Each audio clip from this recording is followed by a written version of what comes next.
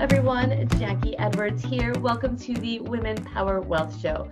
Today I've got Chika Russell here, and she is an amazing female business owner with an amazing vision. So I want to, help her share her story and inspire all of you. So welcome, Chika. Hello, everybody, and thank you for having me, Jackie. Very excited to be speaking with you today. Awesome. Why don't you just tell us a little bit about who you are and what you do? Okay, so I am Chika Russell, and I'm a mother of three and a wife to one. And I am founder and CEO of Chika's Foods, which is a snack business with an ethos that believes in good ingredients and good causes. So we seek to, produce and supply super yummy snacks that taste great, but also actually help to improve in our own small way the world that we're in, and that's for the people eating it because we believe in our ingredients, but also just if we can do a little bit to kind of just help the person next to us, then it's kind of makes us all at Chika's at HQ feel better. Awesome. Now, I know you started kind of your working career in finance in London. So what helped you make the decision to having your own business? I guess I mean, I love learning, and I could really learn about anything that expands my mind. It's interesting to me, and finance is great because there's lots going on, lots to learn, and I'm also a qualified management accountant, so I'm very comfortable with numbers. But I think really with the long hours that I was working and really enjoying and growing, I wasn't as fulfilled for me as I'd like to be, and I'm always kind of trying to have things in balance and questioning daily, actually. Does this make me happy? Is this good for my family? And they say charity starts at home, and I think you are the best person you can be when you really listen to yourself and do what makes you happy, because in making yourself happier and feeling fulfilled, then that emanates, and you can really support people around you and help to make them happier. And so when I realized in my, I don't know, it could have been at 1 a.m. when that time was, one of my long days, that I thought I'm going to embark on my own journey, so that when I look back in 20 years' time, I'm really proud and really happy with how I spent the prior 20 years. And so for me, it was about doing something I enjoyed, which is food of all types, of all flavors and country, and I just love food.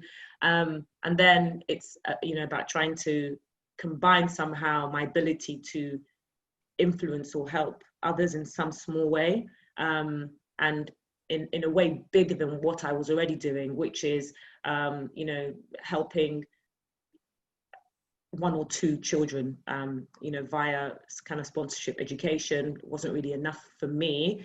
And just helping one or two people by way of advice wasn't enough. So I was trying to find a clever way of combining everything, and therefore Chika's was born, really. That's such an amazing idea, because so many of us want to be able to kind of give back, and we support people through charities and doing what we can.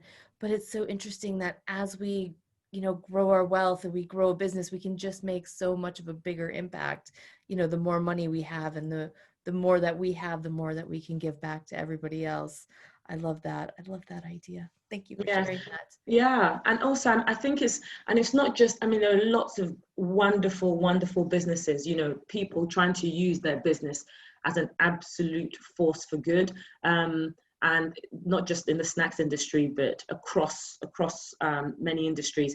And then some businesses set up just to help others. So it's amazing, because things are definitely moving in the right direction. And for Chika's, it's not just about setting up to give. Fundamentally, we are a super yummy snacks business, Yeah. but it is built on an ethos of everything we do. We want to be able to have Yeah. extra so that we can give. And I think that also the thing about when I mention charity starts at home, what I mean is about trying to make yourself as happy and as fulfilled as you can be, because when you have that fulfillment and something to do, something to look forward to, something to love, and you feel that have that balance, I think that's when you're in the best position to look outside of yourself and try and extend that to other people in whichever way. And it's not just finances, it's mentoring or supporting or getting someone out of a rut or helping someone through a difficult process. I think when we're at our happiest and at our best, it's when we have more energy to be able to kind of see where we're impacting others and just putting those vibes out into the world as well. Vibes, exactly. Those good vibes. Awesome. And just speaking more on your ethos, because I know it isn't just, giving back to charities that you're building your business, but it's also supporting, people in Africa that are actually traditionally making the food for you, and kind of through that whole business chain to make sure that you're, making the right kind of decisions for the values that you have for the company.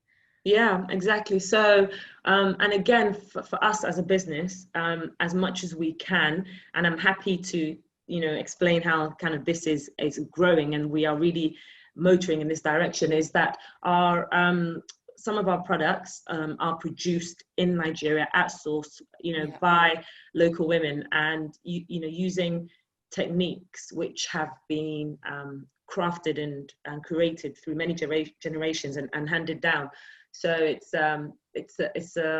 should be, I guess it's not really even a labor of love, it's kind of, it's a loved snack, and it's what these women teach their children, is how they make their income as well, and how they support their families, but it's snacks that they consume. And an example of that is our hand toasted peanuts, which I'm proud that we are the only grocery supplier where that supplies in the UK. But actually Chika's is embarking on chapter 2, if you like, of its growth, and we are expanding into Africa, actually. So away from actually making snacks in Africa and bringing them to the UK and exporting them, we will be having a huge manufacturing facility in Africa which produces snacks for Africa. And this is great, and it's a dream for me, because there's lots more jobs, much more opportunities, and we can really be on the ground and close to the beat. So that's really exciting. And getting our products and our raw material direct from source, processed within miles of where it's been harvested, and then supplying that back to the community, the freshest product, again made with a good ethos, a great ingredients, high quality. So it's very exciting. It's exciting to be able to see when your kind of investment in your time not only builds a business that can make money and support you and support your family and do all of those things, but it can also make an impact on the world and support the community. So it's bringing all those things together, because it doesn't have to be separate anymore. Like you kind of touched on earlier, it doesn't have to be just a charity or just a business. We can really start combining those now as I think the future and way forward. And and I think the thing is, for lots of people, and certainly was the case for me, is when you're thinking, there's just so much that needs to be done, and I can only do a little bit, so kind of what's the point, and leave it for the guys who can do lots. But we all have to start somewhere, and when you do start, you find other ways to dial it up just a bit, and then sometimes opportunity presents itself where you can really scale it. And it's a nice place to be. It's amazing. It's hard work though. But that's such a great point. And I struggle with this sometimes, and I feel like, oh my God, there's so many things that need to be fixed or that need to change in the world, and who am I, just one person can't do anything. But it really is just taking those small steps and that's how we get anywhere and change, is just building it up as we go along. Yeah, And over time they can make a big difference in even just changing, one person's life. That person will then have an impact on somebody else, and it just grows from there. So incredible, keeping that in incredible. mind in anything that we do as we grow our business or in any investments that we make, it just we just change the world one person at a time. One person at a time, exactly. Yeah, it's fantastic. Awesome. And then I want to talk a little bit. You probably talked about this loads, but you were on Dragon's Den really quickly, and I really love the story that you had an amazing presentation. You had investment offers, and you accepted it, and then you kind of realized, this isn't quite right for me. So if you can talk to us a little bit about really following your gut in your kind of investment and business decisions, and how that's worked for you, and how you know when it's time. Yeah, it is. It, I think it is a difficult one for so many people because you have your mind and then you have your gut. And when these two are in unison, it's fantastic because you feel it through your bones, and you just run with it, and you're unstoppable. But when your mind is telling you one thing and your gut is telling you something else, that's where the problem really is. And it's what I had with Dragon's Den. So I and the brand and my dancing Chiquitas, we were on Dragon's Den, and without really knowing what to expect, other than we have these super yummy snacks. They're so good. They're gluten free. They are baked. They're super yummy. They're nutritious. I mean, why wouldn't they love them? And that's what I didn't stop to think, oh my goodness, they could completely ridicule the brand as they do to so many. They could really dislike the products. They could, rip us to pieces. But none of that had crossed my mind because I guess I'm just a very optimistic person, super positive. And so I went and did my best. And I'm really happy that they really loved the snacks. And they love the brand and our story and what we stand for. So it's super nice to have 5 dragons and having a completely full house of these astute and sophisticated investors saying yes. So that was really nice. And then maybe I mean, some people think, oh, you made the wrong decision. You shouldn't have chosen Peter. You should have chosen this other person or this other dragon. But Peter definitely, I think, was the right dragon. Because he's great, super nice personality, very charming, and very kind, actually, in spite of his demeanor on the show. And I was all set for us to work together, and I was super excited about it. But I think after the show finished, and then you have a chance to reflect and to think, okay, wow, this is great, and you're in discussions as to kind of the next steps in making Chika's, a world force. Yeah, I didn't have my mind and my gut running together. My mind was saying, this is fantastic, he's experienced, it's awesome, but my gut didn't agree. And I think you have to listen to your gut, because with Chika's, it is how I've grown the business, is how we've developed the made decisions on which direction to move in. Yeah. And it's still really it's doing wonderfully well for us, and it's seen us export to over 20 different countries, and it's actually what has led us to our next phase with this new investment partner that we have, which is a Africa focused investor who really believes in our dream of inspiring and not just young girls, but a nation, and making the change where it's really needed. Yeah. And so at the time when I had decided not to go forward with the dragons, it was really tough, because I was thinking, God, my gut could be letting me down. But you have a plan of where you'd like to go after you make this potentially disastrous decision. But no, it was fine. I've not regretted it since. I have a great team of people. I have a great group of wonderful, supportive investors. Yeah. And yeah, so I think, of course, if things had completely gone downhill and not worked, I would have been lamenting on, oh God, why did I do that, or why did I do this? Maybe. But then even when these things happen, and I think it's possible for us as humans, to make the wrong decision. But I think in all of this, optimism is so important. Yes. And I mean, I'm a Catholic, and one of the things I always ask for and pray for is courage and hope, because you need courage to continue, and mistakes will always happen. But if you have this optimism, and you have hope, and you have the courage, you'll find another way through. So yeah, and a lot of it is just relying. You know that you've got it within you. You've got that. You'll make the right next decision. You can move forward. Yeah. You can make it work with what you've got. So. Yeah. And it probably would have been the same, you could have gone and kept the offer and, worked with Peter, and everything could have, moved. You could have made it work that way. Yeah, but by definitely following your gut, you kept everything kind of in balance then, and moved forward that way. Yeah, completely. Yeah. I have no doubt that if, Peter and I had gone ahead together, we would have an amazing business, a different business, yeah, possibly, but all the same, it'd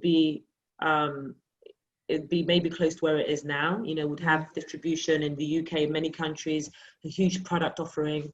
And, we are super proud to be standing in the same space with, there are lots of competition in this industry, lots of huge brands. And it's sometimes very difficult for the smaller brands to, to cut through and to show their difference. But the products speak for themselves, and we're an honest brand. So I think consumers, when they taste it and see the ingredients at the back, oh my God, you've only got X amount of ingredients, and this actually is a healthier snack. That's kind of what's kept us going. So yeah. That's the way forward. Yeah. And is that kind of how you continue to make ongoing decisions in your business, is just really thinking through and then kind of finding, does my gut feel this way? Is that keeping you steady, basically going towards your goal? Yes, on the overall direction of the business. Yes, it is. But I have a wonderful MD and a partner called, her name is Emma Grant, and she and I are similar in that we both kind of use our gut. She definitely uses her head more than me, and so sometimes will pull me back on track and in the right direction. But our team, we encourage the team as well to, it's not, decisions aren't just made on my gut or her head, but the team, we empower them actually to really feel part of the business and take ownership of the area that they manage, so that they feel also empowered to make decisions, and sometimes mistakes, and and learn and grow from that. But they make it once, then they hopefully, and they don't usually make it twice. And you just have a business that can move, that's more flexible, that responds to changes in this market more quickly. Yes. And we're all on the same page, which particularly in the last 6 months has been instrumental to our ability to still grow the business in spite of many stores closing, in spite of COVID, and this roller coaster we've been on. And I think that's because it's our communication as a team and our ability for each person to feel empowered to contribute and make a change. So they can feel like they can actually make a difference, kind of like almost coming back to where we talked about, and feeling, I know often people in their companies, and I felt the same when I was working in corporate, and I was like, oh, I'm just a small person in this company. I don't make a difference. Nobody cares what I think. Yeah. And so I didn't really want to try or give my ideas. But when you foster that environment where people think, she cares what I think, I can make a difference. I can make this company what I want to make it. Yes, these values. Exactly. People give back so much more. Yeah, completely. And actually for us, one of our, when we're hiring, we always would say in the interview, if you are looking, and even on a job spec, if you are looking for a company where you are one of thousands and you are just a cog and you can go unnoticed, and your contributions don't really count, and you just follow a process, then we're not the company for you, like at all.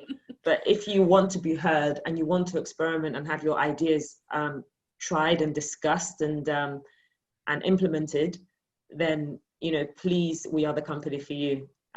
Because it's, you know, people who believe in themselves and kind of need that encouragement. And that's, and maybe, you know, some would say, oh my, you know, but then you have more mistakes, it slows you down as a business, and you do have more mistakes.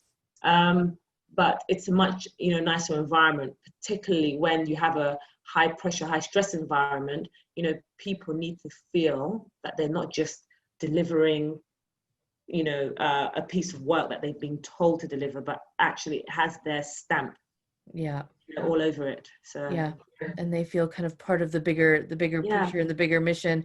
And I guess especially now, and you know, we've got COVID and this pandemic, and you know, people have been feeling really separated and really unsure about what's happening and what's the future. But to be able to kind of give your team and give your people that power to kind of make those decisions and help really be a part of moving it forward. Exactly. Awesome.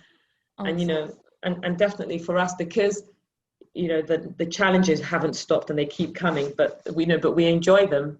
And so it's important as we grow, we stay connected as a team, you know, that everyone still has a voice. And, you know, and it's that thing I say, charity starts at home. We can't have a business which seeks to empower other people around the world who are not connected to our business, yet the team feel uninspired or don't feel you know, empowered. Because if they're just not feeling happy, and totally, it all connects together and comes to, and I really do think it's like the future of doing business and investing is just having everybody being able to work together to feel good about themselves and give their input. That's such an amazing ethos. All right. What about, do you want to give just a little bit of information about kind of the charity you're working with, because it's really big and focused on a topic I love for women and educating women. Tell us a little bit more about how you kind of chose that and how you work with them. So they are called they're World Vision, and they are a Christian organization, but away from that, they are just an absolute wonderful charity. And of course, there are many that, you know, do really great work. We chose World Vision because I've been, and my husband have been working with them for years, actually, years and years. And so I'm very close to what they do, you know, sponsored and continue to lots of children in and all around Africa. And it's great always receiving their updates and their letters and knowing what change you've made. But again, it's that thing of this can continue, and it's great we're doing this our own little piece, but how do you dial it up? And so we chose them because we really love what they do, and we're part of you know, their events and their programs. And they give you the opportunity to go to location, whether, you know, and they have you know, they have programs all around Africa, something like 20 in different places. So West Africa, they have a couple. East, they have many. Central, they have loads, and you know, loads, and they do not just support women or girls, they support boys as well, families, they support communities. And their work is around identifying communities that need help, impact, change, and they go into the community and they work not just with the young ones, so that generations are taught from an early age, but they also help to change perceptions in that community. And you know, because the way decisions are made in those communities, in a way that we have our local governments, if you like, is the same thing there. And sometimes you have to start with the chiefs and the powers that be, to explain to them the need for certain things to change. And in educating them, World Vision are able to convince them to adopt this new way of kind of working, if you like. And so after they leave a project, which they could be there for 2 years, you know, building wells, building schools, building latrines in schools so that girls can make sure they go to school, and when it's their time of the month, don't have to drop out or worry about how they're going to, do these womanly things.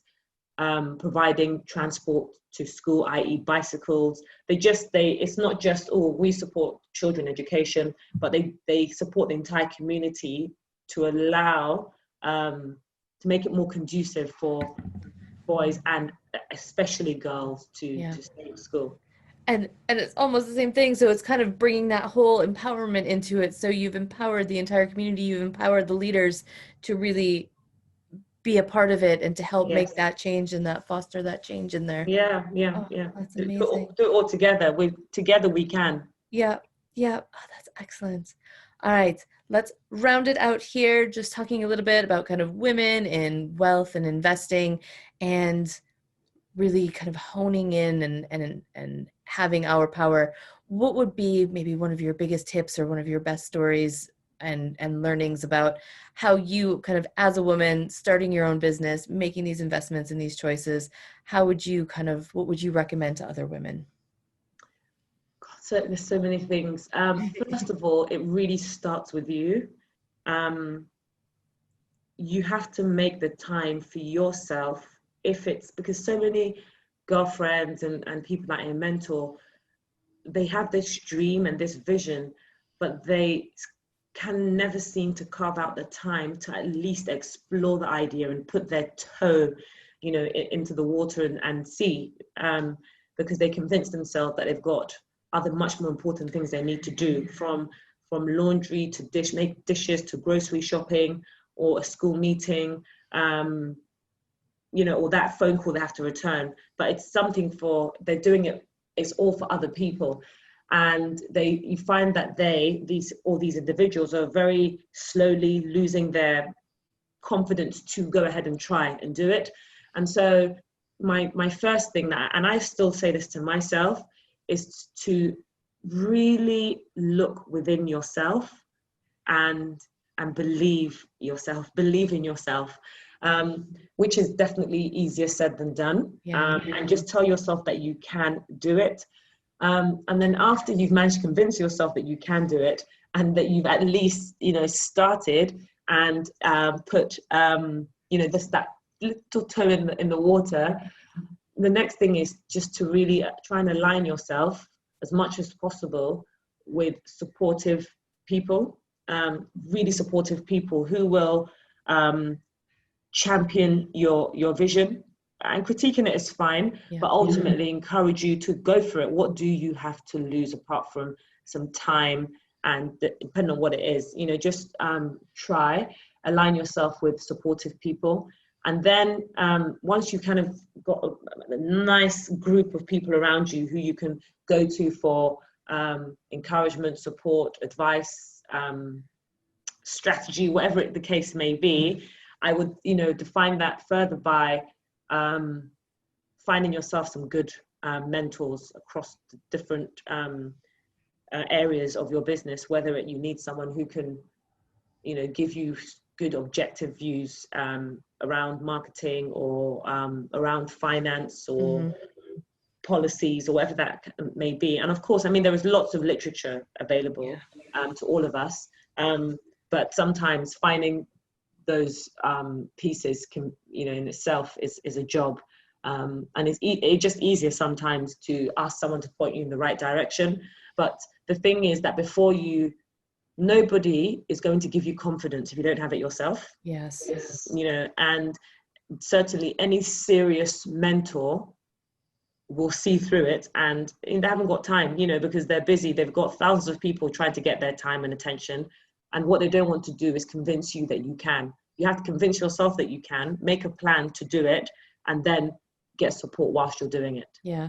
And it almost comes back to that kind of first point you made, where especially as women, we're almost taught and trained from such a young age that we're supposed to take care of everybody else. We're supposed to be there to nurture and, to do the laundry and to take care of them and answer the phone calls and make sure everybody else has what they need. Yes. And then we always seem to come last, and we don't take that time to follow our dreams, to build those support systems for ourselves, when really it's just as important to take care of ourselves as it is to take care of everybody else. And the better we Completely. take care of ourselves, the better we can take care of everybody else Exactly. and build up those, all those support systems.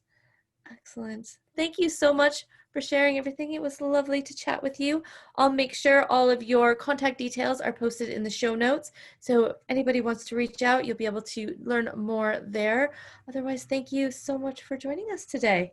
No, thank you so much. And can I just say, I love, love, love your hair. Oh, thank you. I'm always love it because prior to working in finance, actually, my very first, if you like, mini career was hair. Yeah. I did a lot of it, and for lots of people in all different styles. So when I see interesting styles and colors, and Oh, thank you so much. I love my hair changes constantly. I love hair and I love changing it. So thank you. That's lovely to hear. I love to have fun with it. Hey, Jackie, super. All Have right, a good day. thank you. Thanks. Bye bye.